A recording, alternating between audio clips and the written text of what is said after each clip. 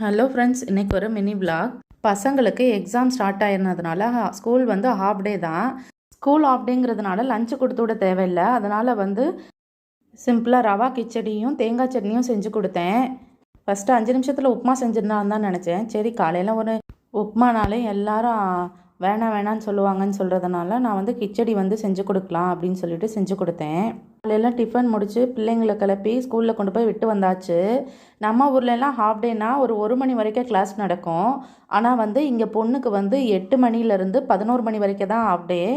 பையனுக்கு வந்து 9 மணிலேருந்து 12 மணி வரைக்கும். அதனால நான் வந்து வேலை செய்கிறதும் வந்து அந்த கேப் கிடைக்கிற டைமில் கொஞ்சம் கொஞ்சமாக செஞ்சுட்டு 11 மணிக்கு ஒரு டைமு 12 மணிக்கு ஒரு டைமுன்னு சொல்லிட்டு 12 மணியோட வேலை முடிஞ்சிடும். அந்த கேப்பில் நான் லஞ்சும் செய்யணும். ஏன்னா ஹஸ்பண்ட் வந்து 1 மணிக்கு லஞ்சுக்கு வந்துடுவாங்க. பையனை விட்டு வந்ததுமே வீட்டில் உள்ள க்ளீனிங் வேலையெல்லாம் பார்த்து முடிச்சிட்டேன். அவனை விட்டுட்டு வரும்போதே காய்கறி கடையில் வந்து இன்றைக்கி கீரை தான் செய்யணும்னு சொல்லிட்டு நினச்சிட்டு இருந்தேன். அதே மாதிரி காய்கறி கடையில் இந்த கீரை வந்து அரைக்கீரை இருந்தது. இவ்வளோ நாள் மழைக்காலங்கிறதுனால நான் கீரை வாங்கவே இல்லை. இப்போ வந்து வெயில் ஸ்டார்ட் ஆயிடுச்சு இந்த வீக்லேருந்து. அதனால் சரி, இனிமேல் வீக்லி ட்வைஸ் வந்து நம்ம கீரை வாங்கி கொடுக்கலாம் அப்படின்னு சொல்லிட்டு வாங்கிட்டு வந்துட்டேன். ஆனால் வந்து கீரையோட விலை ரொம்ப ஜாஸ்தியாக இருந்தது. இந்த ஒரு கட்டோட விலை வந்து 30 ரூபா சொல்கிறாங்க.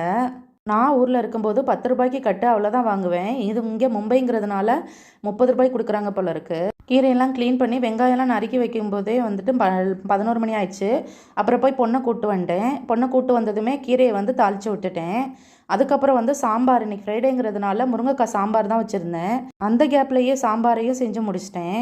சமையலை செஞ்சுட்டு இருக்கும்போதே மணி 12 ஆயிடுச்சு. அப்புறம் போய் பொண்ணை இதெல்லாம் பார்த்துக்க சொல்லிவிட்டு நான் போய் பையனை போய் கூப்பிட்டு போயிட்டேன்.